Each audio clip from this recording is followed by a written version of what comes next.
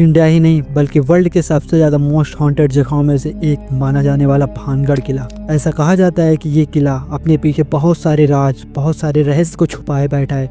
यहाँ के लोगों की किस तरीके से मौत होती है ये आज भी एक राज बना हुआ है। और इसी जगह के, इसी भानगढ़ किले की आज एक स्टोरी मैं आप लोगों के साथ शेयर करने वाला हूँ, जिस स्टोरी को सुनने के बाद आपकी रूह कांप जाने वाली है। इस किले में इंडिया के साथ साथ बहुत सारे दूसरे देश के भी पैरानॉर्मल इन्वेस्टिगेटर आए और इस जगह के बारे में सिर्फ एक ही चीज़ उनका कहना है कि वाकई में इस भानगढ़ किले में कुछ ना कुछ तो अजीब ज़रूर होता रहता है। यहाँ पे उन लोगों की आत्माएं आज भी मौजूद हैं जो कई सौ साल पहले मर चुके हैं। और आज की जो स्टोरी होने वाली है वो भी बहुत ही ज़्यादा खौफनाक होने वाली है। लेकिन स्टोरी स्टार्ट करने से पहले अगर आपको हॉरर एंड मिस्ट्री टाइप की वीडियोस देखना पसंद होगा तो सब्सक्राइब कर लेना इस चैनल को और वीडियो को एक लाइक कर देना। अब चलते हैं स्टोरी की तरफ। राजस्थान के अलवर में मौजूद ये भानगढ़ किला जो एक टाइम पे बहुत ही ज़्यादा खुशहाल गांव हुआ करता था, एक राज्य हुआ करता था। लेकिन ऐसा क्या हुआ था इस भानगढ़ किले के पीछे कि ये आज दुनिया के सबसे ज़्यादा डरावनी जगहों में से एक माना जाता है। इसके पीछे दो कहानियां बताई जाती है जो इस जगह को इतना ज़्यादा डरावना बताती हैं और ये बताती हैं कि इस भानगढ़ किले के पीछे आखिर राज क्या छुपा हुआ है। 16वीं शताब्दी में राजा भगवंत दास ने ये किला अपने दूसरे छोटे बेटे माधव सिंह को गिफ्ट किया था। कहा जाता है कि उस टाइम पे बहुत से सिद्ध, तांत्रिक और संत हुआ करते थे। जब भानगढ़ फोर्ट को बनाया जा रहा था तब भगवंत दास के सामने गुरु भालूनाथ ने एक कंडीशन रखी, किला अगर बनेगा तो उसकी ऊंचाई ज्यादा ना बनाई जाए ताकि वो जहाँ तपस्या करते हैं वहाँ उसकी साइडों ना आए। अगर किले की दीवार ऊपर हुई तो जहाँ पे वो तपस्या करते हैं वहाँ पे उनकी तपस्या में कुछ बाधा आएगी, जिसकी वजह से इस किले के साथ साथ ये सारा भानगढ़ तबाह हो जाएगा। और ये चीज़ उस राजा, उस भगवंत दास की 2 पीढ़ियाँ लेकर चलती हैं।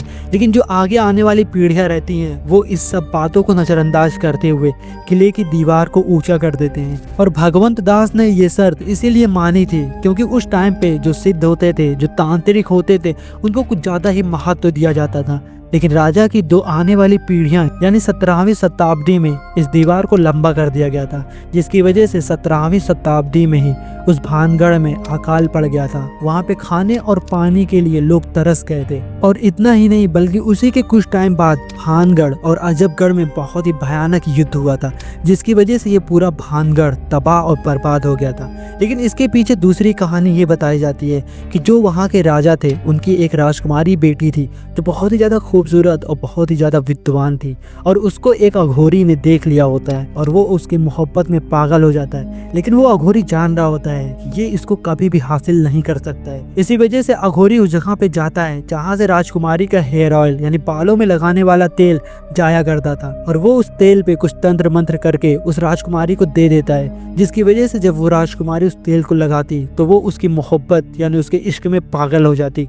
लेकिन राजकुमारी बहुत ही ज़्यादा विद्वान थी, बहुत ही ज़्यादा समझदार थी, जिसकी वजह से उसको कुछ शक होता है और वो उस शीशी को, उस तेल से भरी बोतल को एक पत्थर पे मारकर फोड़ देती है, जिसकी वजह से कहते हैं कि वो जो पत्थर था वो उस तांत्रिक के प्यार में पड़ गया होता है और वो पत्थर भागता हुआ उस तांत्रिक के ऊपर जा गिरता है। और वो बात ये तांत्रिक जान चुका था और मरते मरते तांत्रिक ने इस भानगढ़ को श्राप दिया कि यहाँ कोई भी कभी भी बस नहीं पाएगा और यहाँ के घरों पे कभी भी कोई छत नहीं होगी। और उसी के बाद से ये भानगढ़ पूरी तरीके से तबाह और बर्बाद हो गया। लेकिन आज भी इस भानगढ़ को बहुत ही ज्यादा रहस्यमय माना जाता है क्योंकि ऐसा कहते हैं कि उस भानगढ़ के लोग कहाँ और कैसे गायब हुए ये आज तक एक रहस्य बना हुआ है। और कहते हैं कि उन्हीं सभी की आत्माएं आज भी इस भानगढ़ किले में मौजूद है जो लोगों को डराती रहती है, लोगों को अपना एहसास कराती रहती है। तो ये थी पूरी कहानी भानगढ़ की कि किस तरीके से एक हंसता खेलता गांव आज दुनिया की सबसे ज़्यादा डरावनी चीज़ों में, सबसे ज़्यादा डरावनी जगहों में गिना जाता है। और अब हम लोग जानने वाले हैं कि वहाँ एक फ्रेंड के ग्रुप के साथ आखिर में ऐसी कौन सी घटनाएं हुई थी जिसकी वजह से आज तक उन लोगों को ये अफसोस होता है कि आखिर में वो लोग वहाँ पे गए ही क्यों। कशिश मेरी गर्लफ्रेंड आज भी मेरे सपनों में आती है और उसे हर बार कोई खींच कर लेके जाता है और मैं उसे बचा नहीं पाता हूँ। मेरा नाम अमन है, मैं जयपुर का रहने वाला हूँ। ये बात 2 साल पहले की है।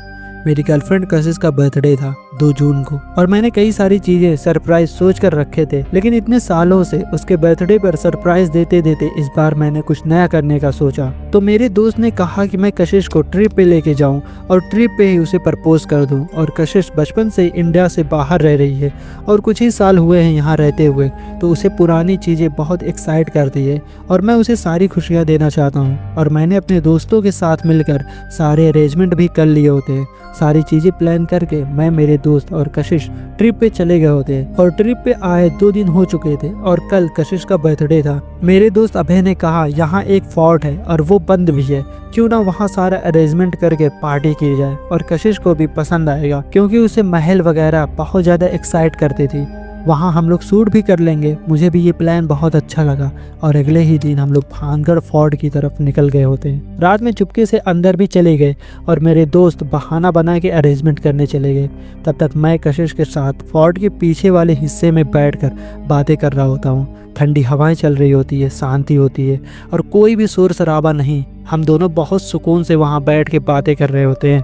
तब तक मेरे दोस्त का मेरे पे कॉल आता है और मैं उससे बात करने साइड में जाता हूँ, लेकिन नेटवर्क की वजह से आवाज़ ठीक से नहीं आ रही होती है। लेकिन ये चीज़ मुझे समझ में आ गई होती है कि उन्होंने सारी अरेंजमेंट कर ली होती है। और मैं कशिश के पास जाता हूँ और उससे कहता हूँ कि चलो फोर्ट के अंदर चलते हैं। मेरे दोस्त वापस आ गए हैं, पर कशिश एक ही तरफ देखे जा रही होती है। मुझे लगता है कि उसे मेरी आवाज़ नहीं सुनाई दी और मैं फिर से वही बात दोहराते हुए उसका हाथ पकड़ के खींच लेता हूँ और वो अचानक से मेरी तरफ अपना फेस करके अजीब तरह से गुस्से में मुझे देखने लगती है। और मैं कहता हूँ कि चलो अंदर चलते हैं। मेरे दोस्त वापस आ गए हैं और वो मेरे साथ चलने लगती है। हम लोग जैसे ही अंदर पहुँचते हैं वहाँ सारी थीम रॉयल जैसी हुई रहती है। मैं बिल्कुल हैरान हो चुका था कि मेरे दोस्तों ने इतना अच्छा रियल टाइप कैसे कर लिया है। और हम लोग सर्कल बना के खड़े हो जाते हैं और केक को कट करते हैं। आसपास 2 औरतें 2 आदमी खड़े रहते हैं कैंडल लेके, जिसे मेरे दोस्त ने हायर किया होता है। सेलिब्रेशन करने के बाद हम सब पार्टी करते हैं, डांस करते हैं और सब कुछ प्लानिंग के हिसाब से हो रहा होता है। तभी अचानक से अंधेरा हो जाता है। मैं आवाज़ देता हूँ, अभय ये अचानक से अंधेरा क्यों हो गया? कैंडल भी सारी बुझ गई होती हैं। मैं अपने फ़ोन का फ्लैश ऑन करता हूँ तो देखता हूँ कि वो औरतें और आदमी वैसे ही सीधे खड़े हुए हैं। मैं उनसे कहता हूँ ये अचानक से अंधेरा क्यों हो गया है, जाओ चेक करो और तब तक ये कैंडल जला दो। पर वो वैसे ही खड़े रहते हैं और मेरी बात का कोई जवाब नहीं देते हैं। मुझे बहुत गुस्सा आता है और अंदर की तरफ खुद ही देखने चला जाता हूँ।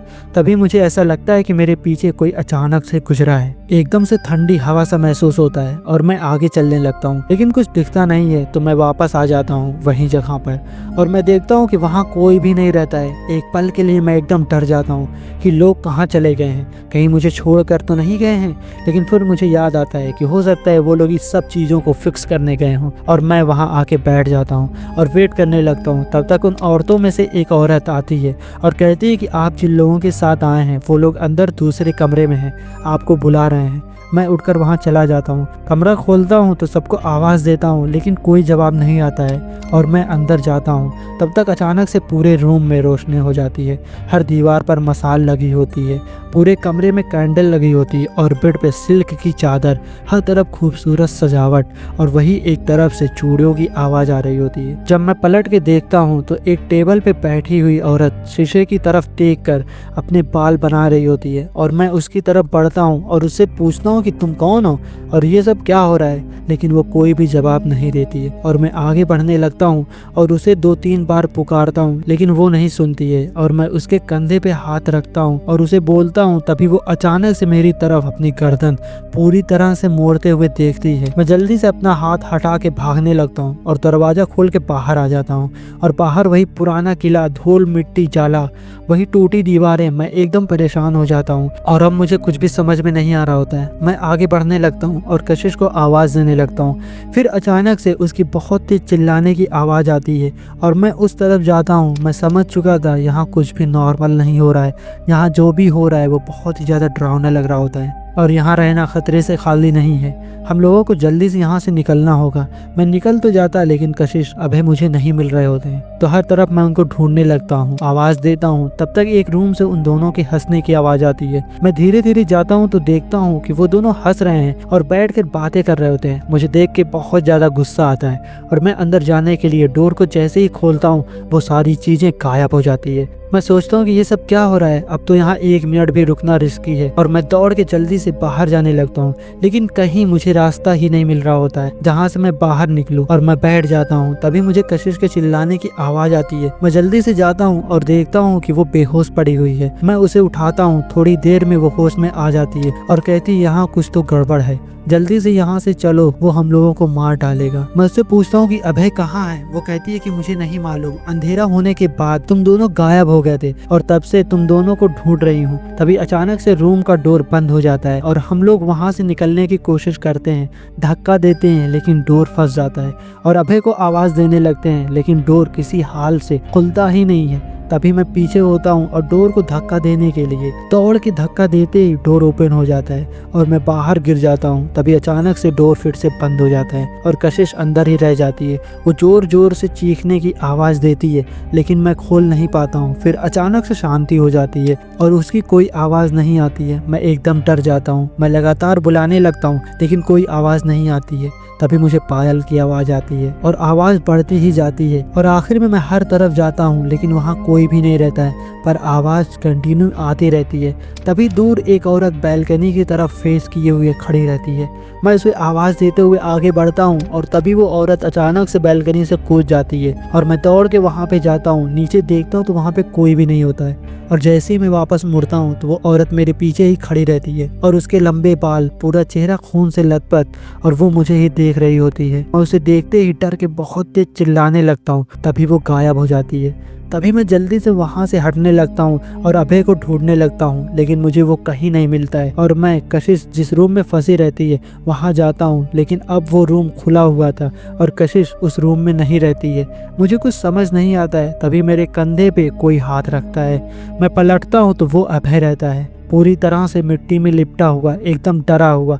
तभी मैं उससे कहता हूँ कि तुम तब से कहाँ थे, तुम्हें पता भी है यहाँ क्या हो रहा है? यहाँ आत्माएं हैं, हम लोग अब यहाँ से बाहर नहीं निकल सकते। पता नहीं यहाँ पे कितने लोग मरे हुए हैं, सब लोग साथ मिलकर हम लोग से खेल रहे हैं, हम लोग को डरा रहे हैं। वो कहता है कि चलो यहाँ से निकलते हैं और मैं यहाँ 1 मिनट भी नहीं रुक सकता हूँ और अब मैं भी उसके साथ जाने लगता हूँ, लेकिन हम लोग चाह के भी बाहर नहीं आ पाते हैं। तभी हम लोग सोचते हैं कि यहाँ बैल्कनी से ज़्यादा ऊंचाई नहीं है, अगर हम लोग कूद जाएं तो ज़्यादा चोट नहीं आएगी और हम लोग इस नर्क जैसी जगह से निकल जाएंगे। और मैं और अभय बैल्कनी की तरफ बढ़ते हैं। मुझे कूदने में थोड़ा डर लग रहा होता है। तभी अभय कूद जाता है लेकिन मेरे पैर आगे ही नहीं बढ़ रहे होते।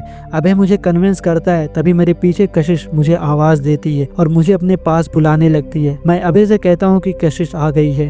मैं उसको अपने साथ लेके आता हूँ। वो मुझसे कहता है कि वो सब धोखा है, वो लोग तुझे रोक रहे हैं, कशिश अब जिंदा नहीं है, उसकी बॉडी ऊपर है, मैंने खुद देखी है। लेकिन मुझे यकीन नहीं आता है और मैं कशिश के पास बढ़ने लगता हूँ। तभी मैं देखता हूँ कि कशिश के पीछे एक काला साया खड़ा है और मेरे कदम वहीं रुक जाते हैं। मैं वापस अपने पैर पीछे करने लगता हूँ। तभी कशिश की मुस्कुराहट गुस्से में बदल जाती है। मैं वापस मुड़ के दौड़ के बैल्कनी की तरफ जाता हूँ, लेकिन वहाँ अब दीवार होती है। मैं दीवार के पास वैसे ही खड़ा हो जाता हूँ और वो मेरी तरफ आगे बढ़ने लगती है। तभी मेरे फेस पे एक टॉर्च जलती है। मैं धीरे धीरे अपनी आँख खोलता हूँ तो देखता हूँ कि 2 आर्मी ऑफिसर खड़े हुए हैं और उनके पीछे अभय खड़ा हुआ है। उसके पैर में चोट लगी हुई होती है और वो सही से चल नहीं पा रहा था। दौड़ के वहाँ जाता हूँ और उसे गले लगा के रोने लगता हूँ और हम लोग वहाँ से बाहर आ जाते हैं। अभय से मेरी बात होती है। वो मुझे बताता है कि फोर्ट के बाहर आर्मी ऑफिसर्स पहरा देते हैं और मुझे कुछ समझ नहीं आया, इसीलिए मैं इन लोगों को लेकर आ गया। हम लोगों ने फाइन भरी और वहाँ से वापस होटल आ गए होते हैं और ये कहानी यहीं पे ख़त्म हो जाती है। आपकी ये स्टोरी कैसी लगी कमेंट करके ज़रूर बताना। अगर स्टोरी पसंद आई होगी तो लाइक कर देना। अगर आपको हॉरर एंड मिस्ट्री टाइप की वीडियोस पसंद होगा तो चैनल को भी सब्सक्राइब कर लेना। मिलते हैं किसी नेक्स्ट हॉरर स्टोरी में, तब तक के लिए बाय।